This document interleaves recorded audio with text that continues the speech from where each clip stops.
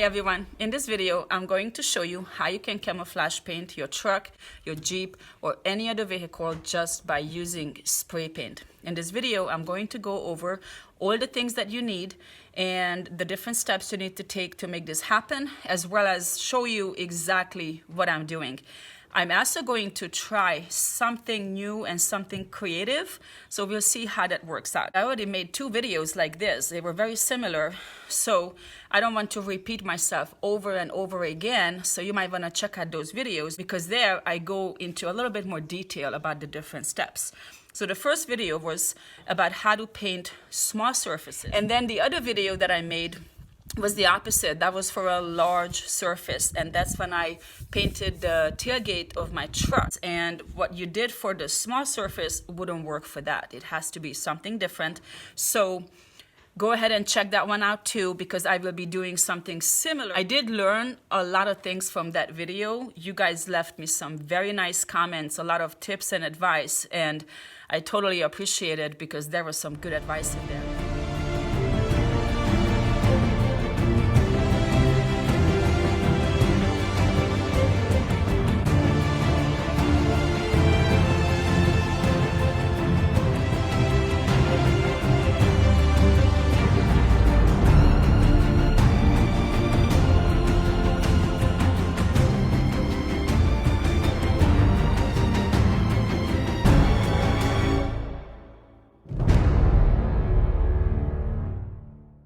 I'm going to jump to the second step, and that is to sand your vehicle. So you could sand it manually or you could use a sander. So I actually have this small girly sander. I actually had it for like 10 years. I just realized it. So all I had to do was get some extra paper, and it might take me a while, but it's still better than doing it manually. So this is an important step. It will probably take the longest out of everything, but it's super important. Your next step is to tape up and cover everything you don't want painted. So make sure you look at everything. If you don't want it painted, cover it up.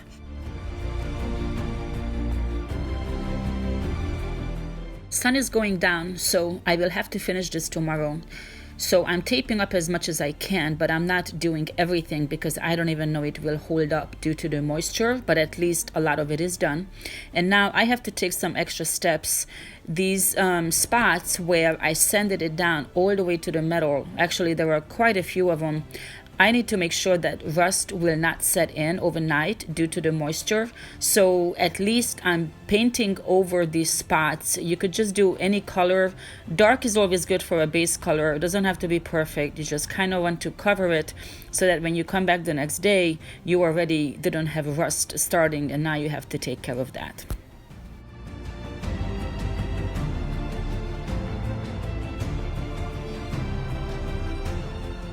This is day 2, and I'm still actually stuck on step 3, which is taping up everything. Now I'm going to go around and finish taping up everything and making sure everything is as perfect as possible. But I want to amend my things needed list. I want to add a few things. These are not essential, but I do want to mention them. One thing is paintbrushes. I actually did mention this in the video where I was doing the truck, my tailgate, but I actually didn't need it, so I forgot it. But I was thinking this morning that actually it is good to have some paintbrushes, and by that I mean like little ones like this, or maybe even smaller one, because when you tape up everything, let's say your window, it doesn't matter how perfect you think you got it, it's probably not going to be perfect, because you know how there's that little weather strip. You want to tape that. If you don't, then you're going to have some color go on it, and it might look okay, it might not. But if you leave anything off of the actual body, then that would be super noticeable. So this truck is white, and if you just have a little bit showing afterwards, when you're using all this darker color, that white will really stand out. So that's when you want to go around with these paintbrushes and just dip it in some, spray some spray paint, dip it in it, and then just touch it up, and then it won't be so noticeable. So this is one thing. Last night, before I went home, the areas that were sanded down to just the metal, I have sprayed some brake parts cleaner on it to clean it from everything, right? And then I spray painted over it. So today I brought some more brake parts cleaner. I also brought the carburetor cleaner. I have used this before. These are good to clean off the paint, the actual surface before you paint it. I was going to get some paint thinner. It's a lot cheaper, a lot easier. I went to the auto parts store today and they were out and I didn't want to run around. So I brought these two. There are cows here. So that's what you're gonna hear sometimes. Anyways, so paint thinner would be the most economic way to do it. Just clean everything right before, because any oils on your fingers or any dust or anything that's on it, it can cause the paint to bubble up or just not go on it the way it's supposed to. I have these leaves. These are fake from home. I have this fake tree, so I cut off some of these and I'm going to use it. I'm going to try to see how it works. So what you're going to do is you're going to just use the edges and then you're going to, like paint over it with something else. So you don't just want to put these because it's kind of too big and I don't know if it would look right. So I never used this before, but I like the way the edges are and I'm going to try it. If it doesn't work, I'm going to paint over it, so no harm, but I'm always willing to try things out. The next step is to prime it, and I also learned it from one of you guys. You told me you have to prime the surface besides sanding it, but now I'm not gonna do that because the paint I got, each one says paint and primer, every single one of them, so I assume I don't have to prime it separate. This will be it. So we'll see how that works out. But if your paint doesn't say it, obviously you gotta get primer and just paint it. So I'm gonna get to work, just tape up everything, and then it's a cow, and then clean it and paint it.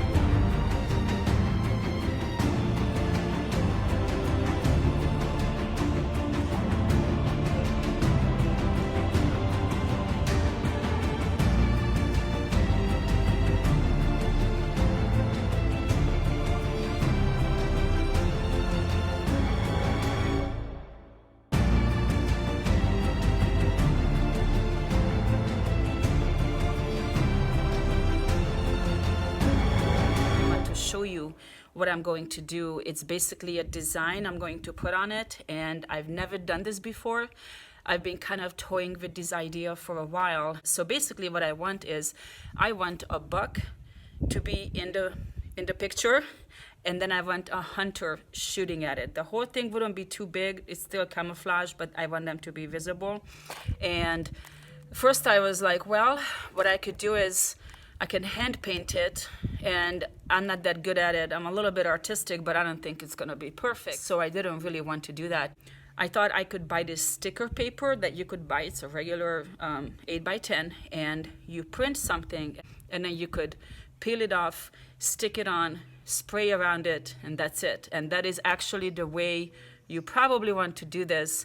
But yesterday I was Googling to see where I could buy it. There wasn't any at Walmart, there wasn't any at Office Depot, and I wasn't gonna drive around, and I needed it by today. So what I realized was I had these clear plastic sheets, and I thought if I print it, I could just Google it and print it just the same way I would have done it the first place, and then cut around it and tape it up, then it would work. So it printed out really, really cool. So this is basically the deer that's going to go on it, and then I cut around it, and then I'm going to put that masking tape around it just enough, like exactly following it, just enough so that it can stick on it. And then the hunter is this guy right here, and he even looks like my friend. This is his truck. He has a cowboy hat he always wears anyway, so I thought this would be really cool.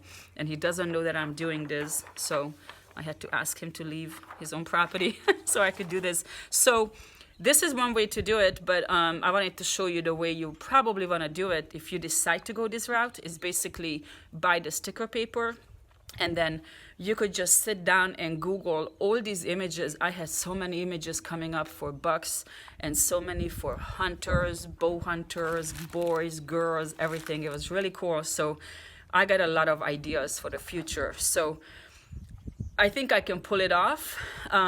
Worst case scenario, I paint over it, and then it just didn't work out. That's the good thing when you camouflage painting, is that whatever mistakes you make, you can still paint over it several times and you will still be okay. So I'm going to show you how I'm going to do this and then see what happens.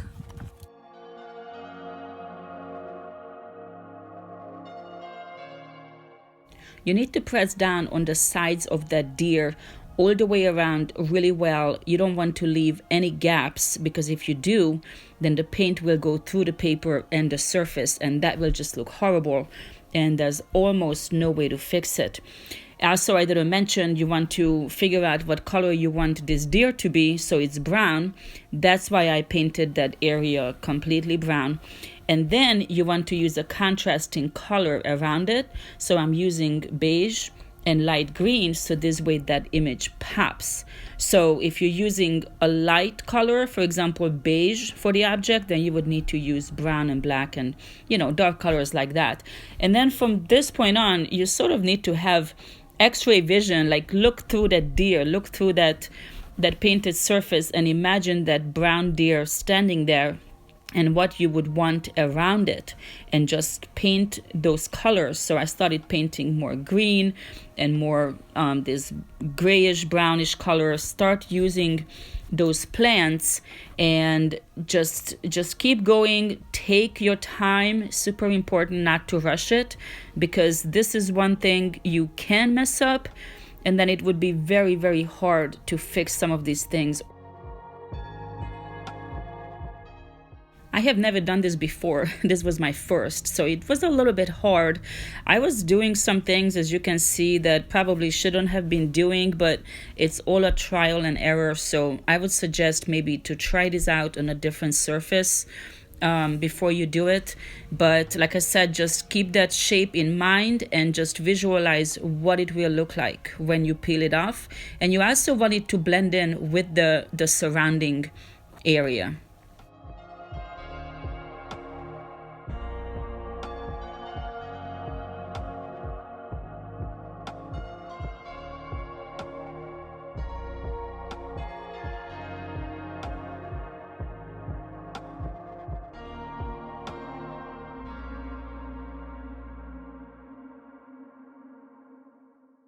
Next was the hunter, and as you could see, I had it completely covered with the masking tape after I cut it out, and then I had to be really careful and cut around it so that it's the exact shape, but it's very, very thin. And I taped it on the same way, and now it was a little bit easier because I've already done the deer and I kind of knew what would work. And as you can see, I'm doing the same way. everything, the hunter is going to be black, so I'm spraying all this beige around him. But of course I don't want him to completely pop, so I ended up adding other colors, again just sort of keeping that shape in mind and visualizing how that black figure will look against everything. I wanted him to be sort of camouflaged because he's a hunter, but I also wanted him to be visible. So this is not easy actually. So I was really surprised that it turned out as good as it did, in my opinion.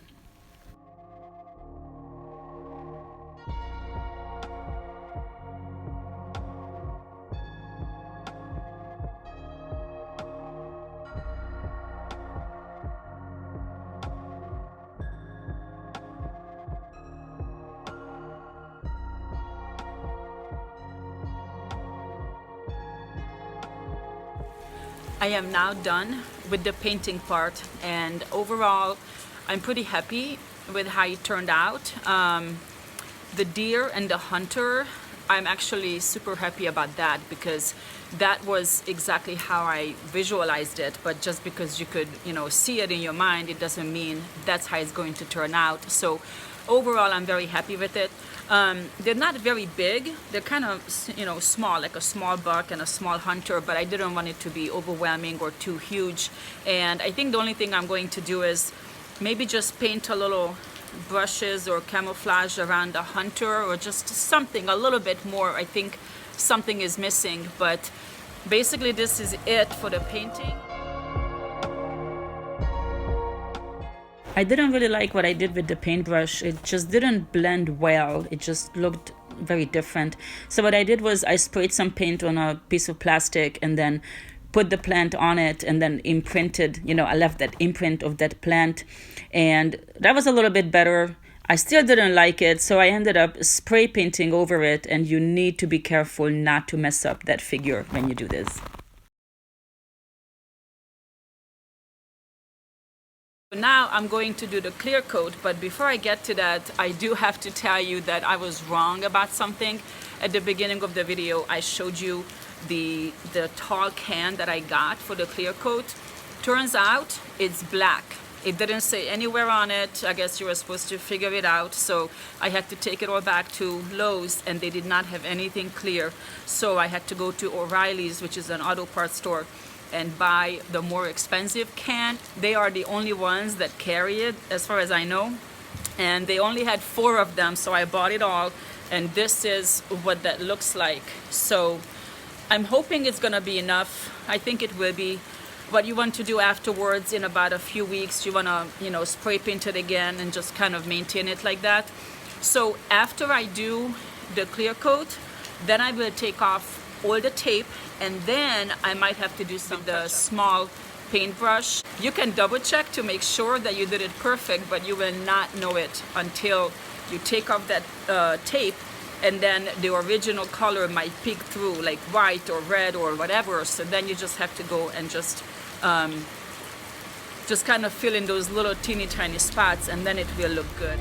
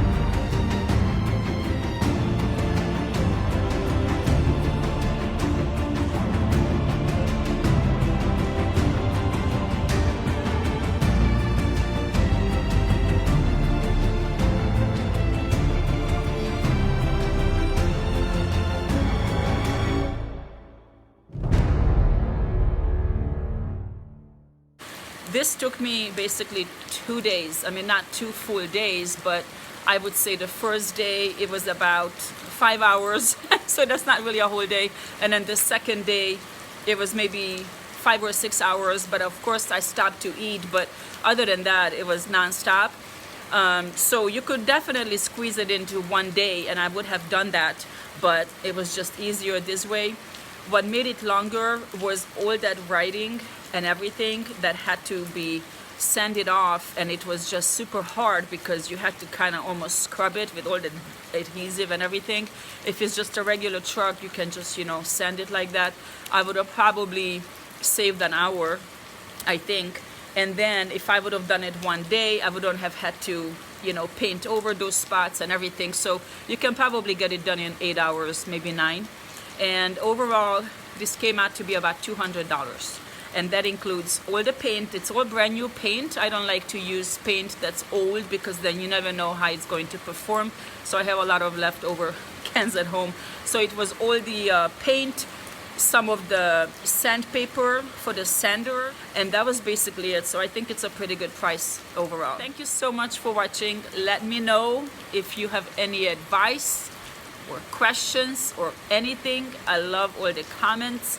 I always respond, and like I said earlier, I've learned a lot from you guys, so keep those comments coming. And now that I have done this thing with the deer and the buck, I have so many ideas of what to do with future trucks, because I have a couple of more that I'm going to paint, and then I'm going to make it something very different. So I will show you those. So once again, thank you so much for watching, and I'll see you next time.